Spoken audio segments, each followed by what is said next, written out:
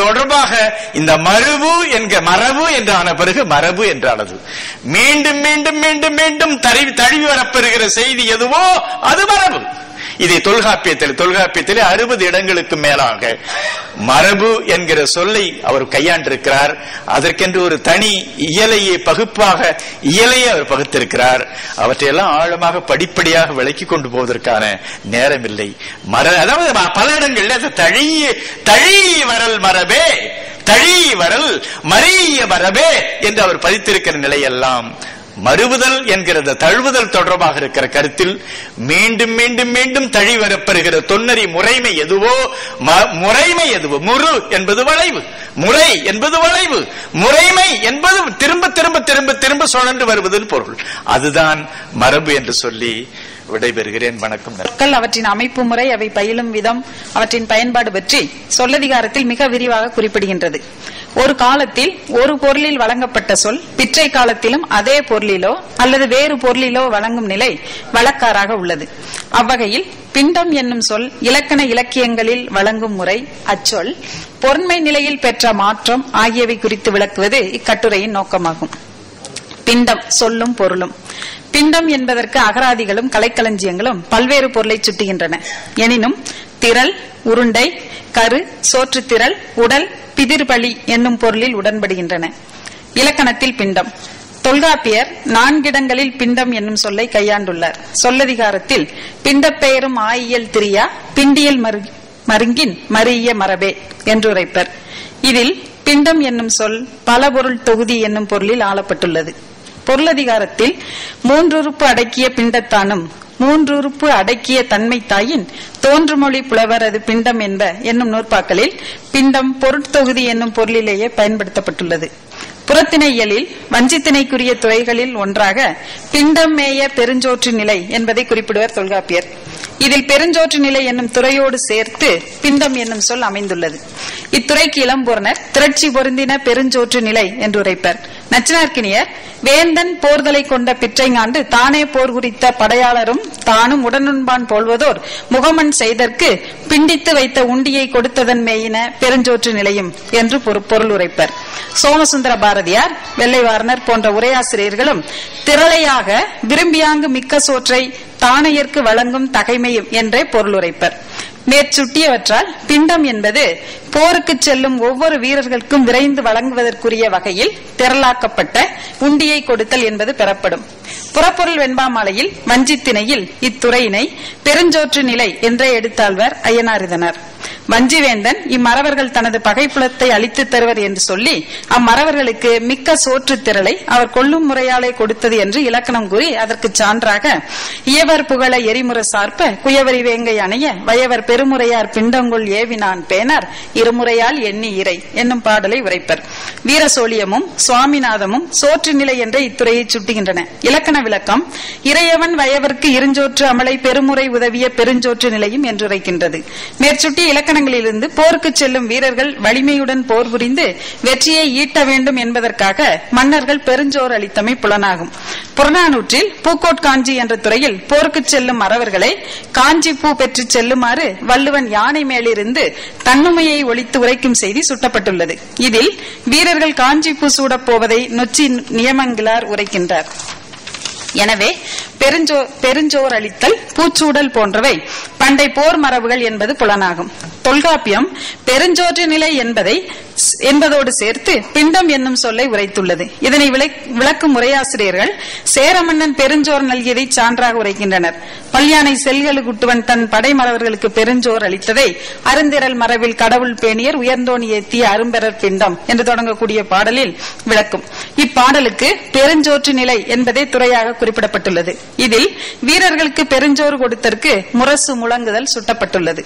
உதியஞ்சேரல் என்னும் சேரமன்னன் குழுமூரில் பெருஞ்சோற்று விழா நிகழ்த்தியதை கோட்டம்பலத்து துஞ்சிய சேரமான் உரைப்பர் அகநானூற்றில். இந்நிகழ்வை வியந்து பாட வந்த முடிநாகராயர் என்ற புலவர் இவனுடைய முன்னோர் செயலை இவன் மேலேற்றி புகழ்ந்து பாடுவர்.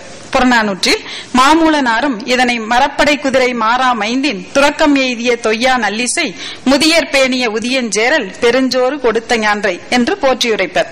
சேரன் பெருஞ்சோர் அளித்த இந்நிகழ்வு ஓரையில் ஈரம் பதின்மர் உடன்றெழுந்த போரில் பெருஞ்சோறு போற்றாது தானளித்த சேரன் என்று இளங்கோ அடிகளாலும் பாராட்டி உரைக்கப்பட்டுள்ளது. மேலும் சேரன் செங்குட்டுவன் போருக்கு செல்லும் பொழுது அரிய படைக்கலங்களை உடைய சேனை மறவருக்கும் தானை தலைவர்களுக்கும் பெருஞ்சோறு அளித்ததை சிலப்பதிகாரம் சுட்டும்.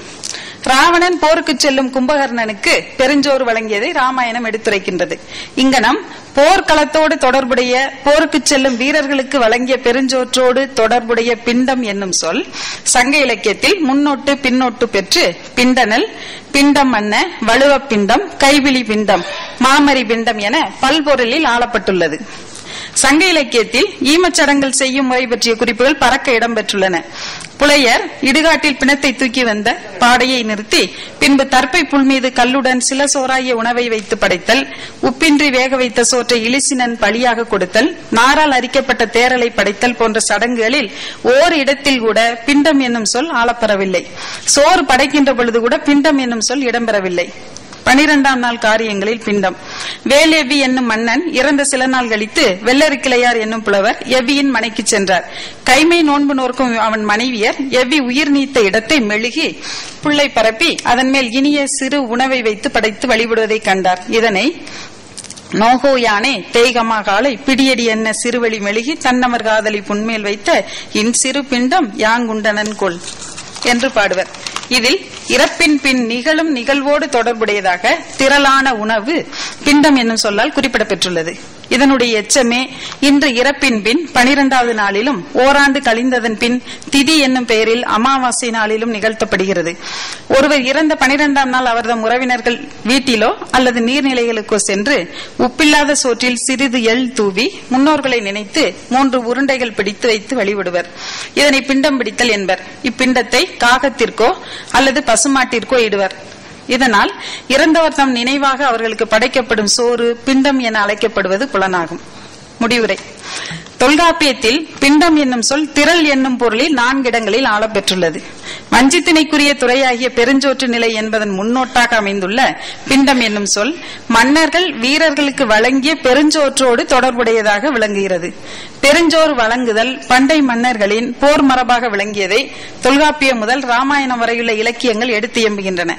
இங்கனம் போரோடு தொடர்புடைய பிண்டம் என்னும் சொல் இறப்பிற்கு பின் நிகழும் காரியங்களோடு தொடர்புடையதாக சங்க இலக்கியத்திலேயே மாற்றம் பெற்றுள்ளது.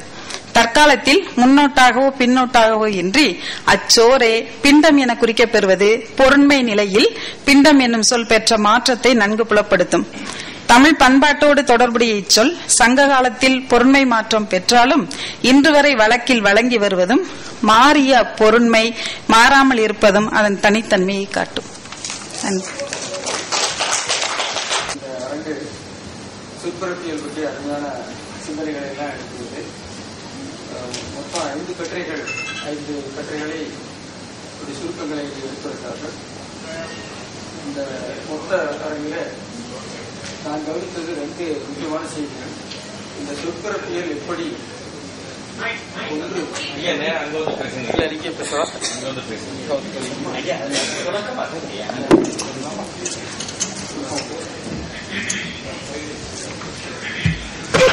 இந்த சொற்பிறப்பியல் பற்றி 2 முக்கியமான கருத்துக்கள் இந்த கட்டுரைகளை கேட்டபொழுது எனக்கு தோன்றியது. உங்களுக்கு அது தோன்றியிருக்கும் நினைக்கிறேன். ஒன்று, இந்த சொற்பிறப்பியல் பற்றிய ஆராய்ச்சிகள் ஒன்று நம்முடைய பழைய வரலாற்றை துருவி பார்ப்பதற்குரிய தொல்பொருள் ஆராய்ச்சி போன்றது என்று ஒரு கருத்து. இரண்டாவது, இன்றைய புதிய சொல்லாக்கத்திற்கு இந்த சொற்பிறப்பியல் நெறிமுறைகளும் அந்த சொற்பிறப்பு